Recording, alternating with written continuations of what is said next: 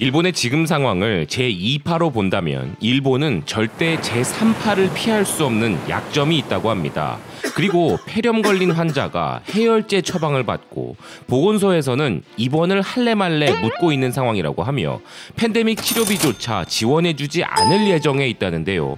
상황이 이래서인지 현재 일본에서는 일본 탈출 러시가 이어지고 있다고 하는 소식까지 전해지고 있습니다. 일본의 토요 게이자이는 일본이 팬데믹 제3파를 피할 수 없는 결정적 약점이 있다고 보도하고 있는데요. 제3파의 도래를 피할 수 없는 이유는 합리적인 대응이 전혀 이루어지지 않고 있기 때문이며 연구 결과에 맞춰 임기응변만 하고 있다는 것입니다. 기사는 그 이유 중 하나로 현재 일본에서는 무증상 환자에 대한 과소평가가 심각하다는데요. 한국의 순천향대학을 비롯한 유수의 연구센터들이 입증한 무증상 환자의 위험성에 대해 일본의 후생성은 무증상 환자는 주위에 감염을 시키지 않는다는 의학적으로 잘못된 방침을 갖고 있다는 것입니다. 반면 한국에서는 이런 연구가 나오고 처음부터 철저하게 테스트를 실시하여 무증상 환자를 정확하게 파악할 수 있었지만 일본은 이를 무시했으며 한일 간의 차이를 가른 것은 바로 이런 테스트 체제 정비의 차이였다고 기사는 지적하는데요. 여기에 더해 일본은 이 테스트를 공공비용으로 검사받는 수가 제한되어 있다는 충격적인 이야기를 기사는 전하고 있습니다. 확실한 증세가 없으면 검사를 거부한다는 것입니다. 심지어 의사, 간호사, 간병인은 물론 경찰과 자위대 등의 필수 작업 노동자들과 노숙자와 같은 취약계층 등도 테스트를 받지 못하는 기본적 인권도 없는 이런 조치는 선진국 어디에도 없다 기사는 비난하고 있으며 애초에 법적인 부분이 명확하지 않아 이런 사태가 벌어지고 있다는 것인데요. 변화와 대응에 빠르지 못한 전형적인 일본의 관료 시스템을 또 한 번 확인할 수 있는 부분입니다. 놀라실 부분은 더 남아 있습니다. 마이니치의 보도에 따르면 폐렴 진단을 받은 사람에게 일본의 보건소에서는 기괴한 대응을 하고 있다는데요. 현재 일본의 방침은 경증 및 무증상 환자에 대해 자택 요양을 인정하고 있는데 보건소가 중증 환자에게도 자택 요양을 제시하는 경우가 있다는 것입니다. 8월 초 확진이 판명된 50대 남성 환자가 7월 말에 37.5도 이상의 발열이 며칠 동안 계속되어 불안한 마음에 보건소에 전화를 했는데 감기 증세니까 일반 외래로 가라 라는 말을 들었으며 환자가 불안한 마음에 한 번 더 전화했더니 이번에는 다른 담당자가 발열 외래가 있는 다른 병원으로 가라고 지시를 했다는 것인데요. 발열 외래를 본다는 그런 병원이 어디인지도 모르는 환자가 스스로 병원을 조사해 진찰을 받아보니 폐렴이라는 소견이 나왔으며 즉시 항원 검사를 받고 약 1시간 후에 결국 양성 판명이 나왔다는 것입니다. 그런데 다음날 아침에 보건소에서 전화가 왔는데 그 보건소의 대응이 아주 놀라웠다고 하는데요. 보건소에서는 증상과 행동 경력을 물은 후 중증이라 입원할 수 있지만 어떻게 하시겠어요? 라고 했다는 것입니다. 이런 위독한 환자에게 담당자가 입원할래 말래 물었다는 것인데요. 그리고 이 환자는 자택요양을 선택했다는 것입니다. 그 후 일주일간 보건소는 매일 전화를 할 수는 없다고 이야기했으며 3일째 이후 되는 날부터는 확인 전화도 없었다는 것인데요. 즉 환자가 위독한 상황이던 중증 위험 환자가 집 밖을 돌아다니던 보건소에서는 관심이 없다는 것이 지금 일본의 현실이라는 것이죠. 그리고 일본이 요즘 참 돈이 없긴 없나 보다 하는 생각이 드는 놀라운 소식은 또 있습니다.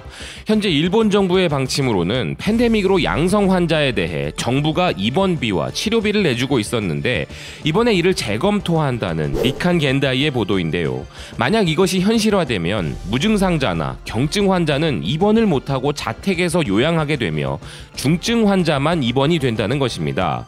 기사는 이에 대해 정부 관계자가 중증 환자에 중점적으로 대응하기 위함이라 그럴싸하게 설명하지만 이런 조치의 목적은 결국 돈이라는 것이죠.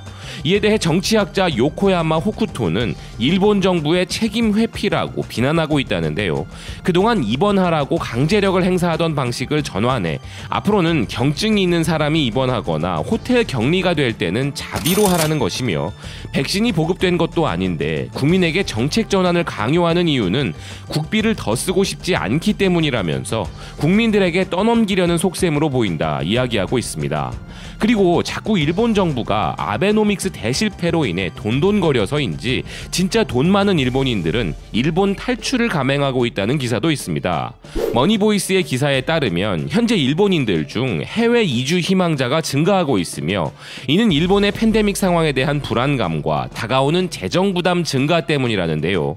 9월부터 연금보험료 상한액이 인상되고 일본 국내에서는 자산 운용이 어렵다는 목소리가 나오고 있어 돈 많은 일본인들이 자국을 떠나고자 한다는 것입니다.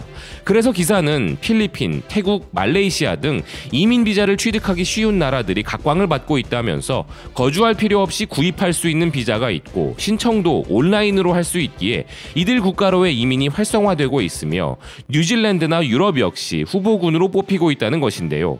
우리도 힘든 상황이지만 어디 일본만 할까 하는 생각입니다. 다음 소식은 일본이 팬데믹의 제3파를 못 막는 것처럼 제3의 패전도 못 막을 것이라는 소식인데요. 세계 최고의 디스플레이 강국을 꿈꾸며 한국을 그 목표로 잡고 있었던 일본이 2000년대 제2의 패전에 이어 또 한 번의 패배를 앞두고 있다는 소식입니다. 일본의 포사이트는 JDI의 분식 회계가 상징하는 일본 하이테크 산업의 제3의 패전이라는 헤드라인으로 기사를 보도하고 있는데요. 기사는 일본의 역대 정권이 표방해온 하이테크 입국의 자리가 풍전등화가 되었다면서 2000년대 이후 이른바 제2의 패전으로 일본 전자업체들은 가전과 PC 등 완제품 시장에서 모조리 존재감을 상실했으며 초박형 패널 생산에 아낌없이 투자했던 삼성전자 등의 한국 업체들이 순식간에 점유율을 앗아가 버렸다는 것인데요. 그 패전 이후에 일본은 부품 산업으로 활로를 찾기 위해 숨가쁘게 움직였으나 경영자들 사이에서는 글로벌 시장의 역동성으로부터 크게 어긋난 국책이 산업계의 신진대사를 저해하고 있다는 의견이 나오고 있다고 기사는 보도하고 있습니다. 이는 모두 일본의 경제산업성이 주도하여 벌어진 무참한 결과라는 것인데요. 니혼 게이자이 신문이 매년 실시하고 있는 세계시장조사의 2019년 판을 보면 일본 기업의 추락이 한층 더 선명하다는 기사는 스마트폰용 중소형 액정 패널과 리튬이온 전지 절연체 등은 중국에게 1위를 빼앗겼고 반도체 D램과 TV에서는 한국 업체와의 격차가 더 벌어졌다는 것인데요. 이는 일본의 인재 부족도 문제이지만 8년간에 걸쳐 이를 지탱한 아베 정권과 경제 산업성이 지속적으로 내놓은 산업 정책이 모두 빗나간 것이 그 배경이라는 것입니다. 아베노믹스라는 말은 이제 정말 쏙 들어가 버렸다는 것이죠. 아베가 아프다고 하면서 팬데믹 대응을 못하게 되어 그만둔다고 했지만 이는 하이테크 분야에서의 일본 기업의 쇠퇴와는 무관하며 중국의 BOE가 1위 점유율을 가져가 버린 중소형 액정 패널 시장에서 일본 업체의 후퇴는 경제산업성이 주도한 정책의 끔찍함을 여실히 보여주고 있다 비난하고 있는 기사인데요. 이런 현실에 대해 기업 관계자들은 실소를 금치 못하고 있다는 것입니다. 원래 JDI는 일본의 총력을 결집해 국산 기술을 지킨다라는 경제산업성의 기치 아래 히타치, 도시바, 소니의 액정 부분을 통합해 2012년에 발족했지만 다 만들어 놓고 가장 중요한 것을 빠뜨리는 옛 통상산업성 시절부터의 나쁜 전통이 경제산업성까지 이어졌다는 것인데요. 현재 경제산업성의 인맥이 주도하는 경영으로 막다른 골목에 서 있는 JDI는 하산 직전에 몰려 민관 펀드로부터의 자본 지원도 중지되었고 이제는 중국과 대만 기업들로부터 금융 지원을 의뢰한 상황이라는 것입니다. 즉 일본의 총력을 결집하여 만들었다는 타이틀도 버리고 염치도 없이 중국에게 매달린 셈인데 회사의 내부 사정이 드러나자 관심을 보이던 투자업체들도 속속 이탈해버린 상황이라는 것인데요. 더 이상 일본 기업은 배울 것도 없고 산하에 넣을 가치도 없다고 평가한 것이라는 비참한 상황을 기사는 전하고 있습니다. 그 결과 일본의 자랑 JDI는 자본 잠식으로 말미암아 주식이 폭락했는데 그나마 지금까지 파산을 면할 수 있었던 것은 대형 기업 도산을 회피하고자 했던 아베 정권의 영향이 있었던 것으로 이제는 그마저도 기대를 할 수 없다는 것이죠.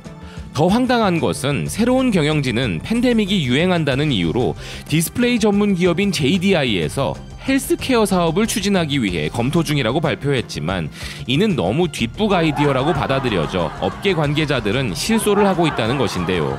그러나 이런 JDI를 도저히 구제할 수 없는 결정적인 이유가 있다는 기사는 그것은 전대미문의 부정회계까지 터진 것으로 JDI는 말 그대로 좀비 기업이라 이야기하고 있습니다.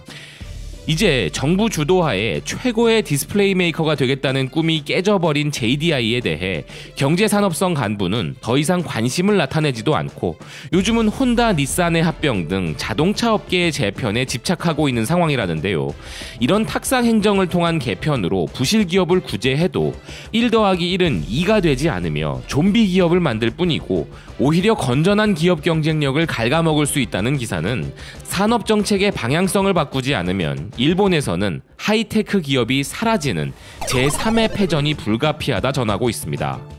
애플의 애플워치에 투입되는 디스플레이를 두고 JDI가 우리 기업과 경쟁을 한다는 기사를 본 게 얼마 안 된 것 같은데 상황이 상황인 만큼 그냥 제3의 패전은 현실임을 받아들여 디스플레이 사업은 접고 그만 포기하는 것이 어떨까 하는데요.